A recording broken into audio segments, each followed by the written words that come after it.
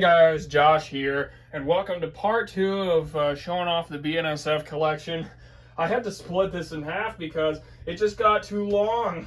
I mean, I noticed towards the end of the last video it was just way too long, like 30 minutes. It's just way too long, so I decided to make this other part of what else I got. So let's jump right into it.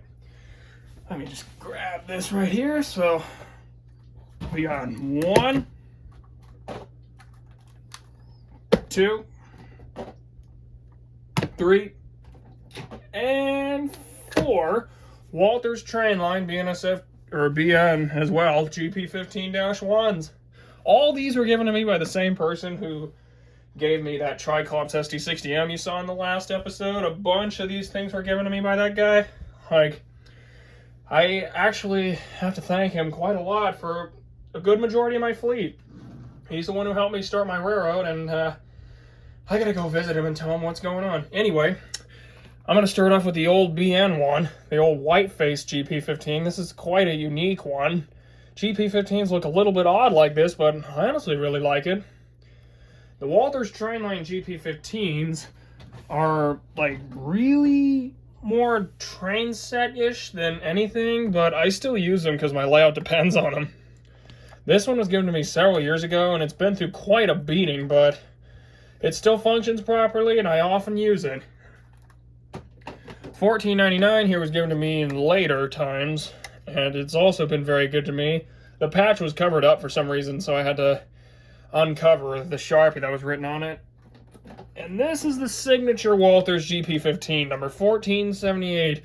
This one is just absolutely everywhere in the train sets.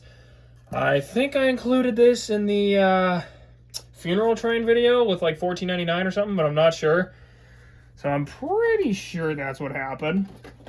So what I'm going to drag out next are a couple of old beauties I don't really run that much because they're not exactly my era, but I still keep them because they're awesome engines. My 2 CB&Q GP40s, one of them, they've both been through quite a beating. One of them has no number, and I have no clue why. Maybe I'll make like a fictional BNSF Burlington patch or something. That would be actually crazy. And what I have here is the one that I run the most out of the two because it has a number 173. I think this became a BN GP40M and then went to the BNSF at one point, but I'm not sure. Let me see, what else do I got laying around in the treasure trove here? Ah, here we go. Time to throw in another little train set style thing. A Walters Trainline GP9RM. This is supposed to be an ATSF GP7U, I think. Number BNSF number 3820. This has also been a pretty good unit to me, alongside the caboose it goes with. That was also pretty cool. I like running these together. Let's see what else I have in here. I have this lifelike GP60, number 8739, and at some point I'm probably going to renumber this bad boy to 197 because that's what it was at one point. Well, it's either that or I'm going to try to make it like 170 or something like that. I mean, both options are really good. I'm going to try to pick up the Athearn Genesis GP60 whenever it comes out, number 183, because 183 work here. So I'm going to try to pick that up, and then maybe I can renumber that to 170 and just pair it up. Anyway, what I have next is a Roundhouse GP60, number 169. I believe this version of 169 was the Tex-Mexican version, the Texas-Mexican Railway unit, and I think this thing got involved in a wreck, and with like the whole ends were bent at one point, and so they just repainted it and renumbered it 169 before they renumbered it to 199 or something. I don't know, the whole GP60 numbering thing is very confusing. Now, you guys have seen this pair of things before, I guess you could call them. My 2 Atlas 3GS21Bs.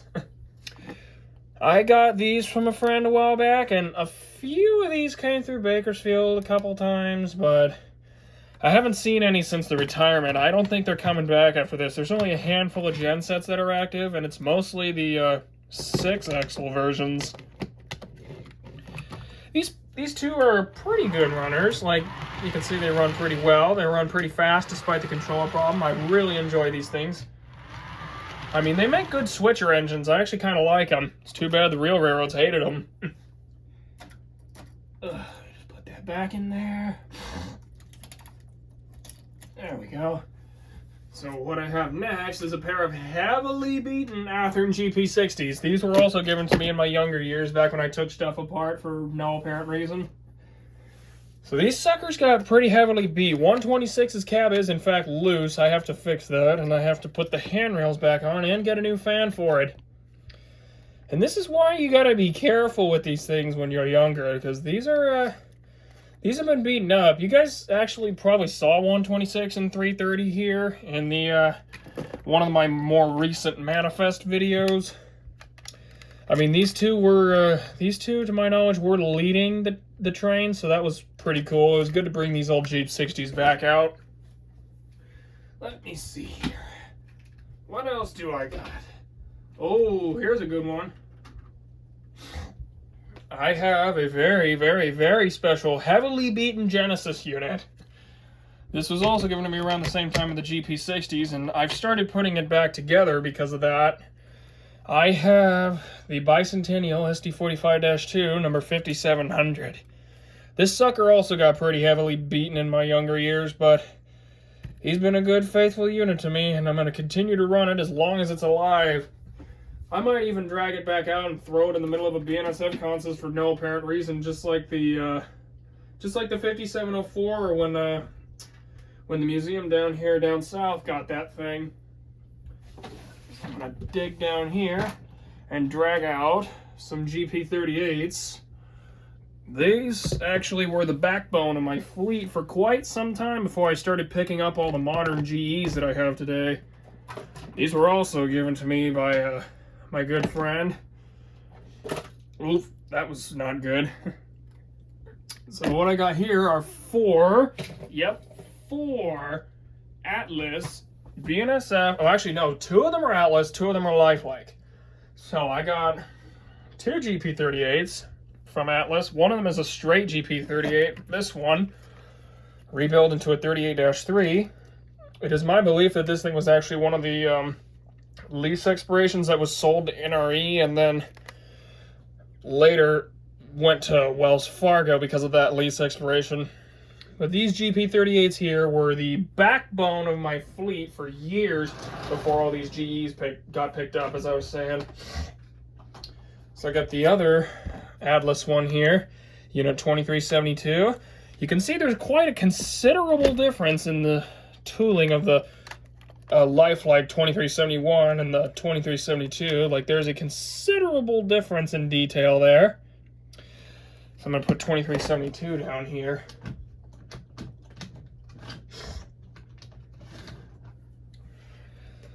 So yeah, I got two lifelikes.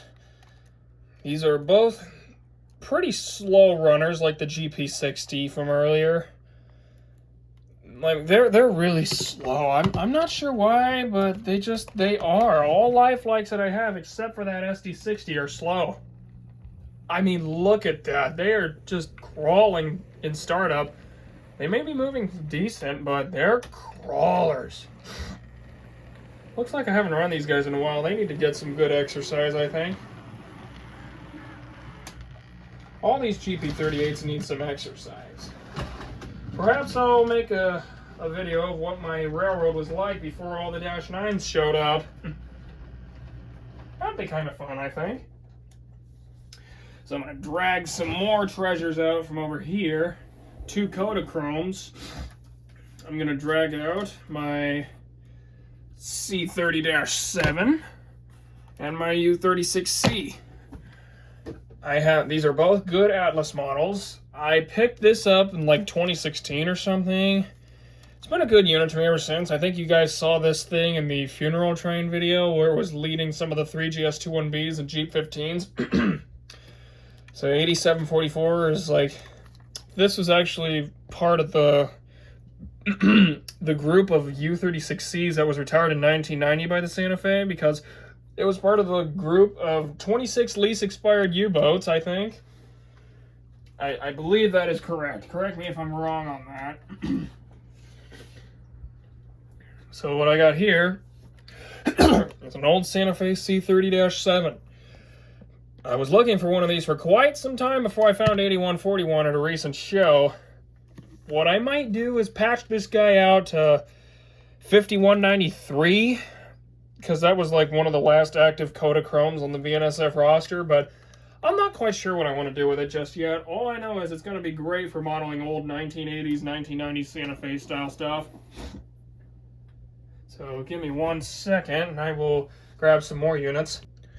Okay guys, so what I have here next is an Athearn SD39 GN1914. I think this was one of the last active SD39s on the BNSF roster, because it was used for quite a long time after its relettering to GN.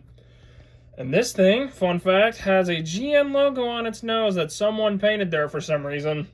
I think that's why Athearn made it, and it's why I'm so fascinated by it. This was actually part of my most popular video ever, the 2 Trains video that I made like a year ago almost. And it was led by this unit over here, BNSF 1803, I believe. Now this SD40 is a bit special to me as well, because back when SD40s dominated the Bakersfield region, 1803 was one of them. I can recall exactly the amount of SD40-2s that were here. 1712, 1713, 1803, 1841, 1857, and 1897. And apparently now 1756 because of how often it comes through here. So I plan on modeling all the SD40-2s that I listed above. I know you probably can't understand all that, but they will all be joining 1803 because of the sheer amount of SD40s that I grew up with. I grew up with these things, including 1803. I grew up with this thing. So I'm gonna keep that sucker going. And what I'm gonna get over here is the other switcher power that I have it with. A bright, shiny Santa Fe B40-8W, number 542. I believe that 542 is actually paired up with 558 from last time in Northtown, Minnesota, right now as switcher power. So when I got 558, I decided to pick up 542 to continue to make that duo. So that was really fun to pick up. I have like 3 B40-8Ws from Santa Fe now. I'm not sure if I showed this sucker already, but if I didn't, I'm just gonna say it. I have this Walters mainline GE B40-8, number 8630. I actually don't know what I plan on doing with this guy in terms of renumbering into the 500 series. I do kind of like having it in the 8600s so I can go for the early merger era of BNSF, but one thing's for sure, 8607 from last time will be renumbered to 597. I'm just not sure what I want to do with 8630 yet. And if I take a quick look around here, I think that's pretty much all. Oh wait, hold on. There's like one more right here, or 2 more, a couple honorable mentions before I close out. I have this Santa Fe. I think this is an Alco RS3. I'm still learning about how to differentiate between the RS series. This has also taken quite a bit of a beating, and yeah, this sucker's been hit pretty hard over the years, but I pulled it out of storage and it's been running pretty well. Same can't be said for this, however. I mean, it's an okay runner, but this little old blue box thing is just, it's an old guy. It used to get paired up with the GP60M and the GP60B all the time because of its number. And because I think I have a railroad OCD, consecutive numbers have been really, they always were something for me there. I always had something for things like that. But I think now that I've covered all that, I think it is time for me to close out. I think that's pretty much everything I have to say about the collection. So if you guys enjoyed these 2 parts of the video, make sure to like and subscribe and share this with all the rail fans you know. Sorry it took 2 parts to get all this stuff covered, but I hope you guys enjoyed it and weren't bored stiff by me doing this again. So I guess I will see you guys in the next video. Take care, my friends.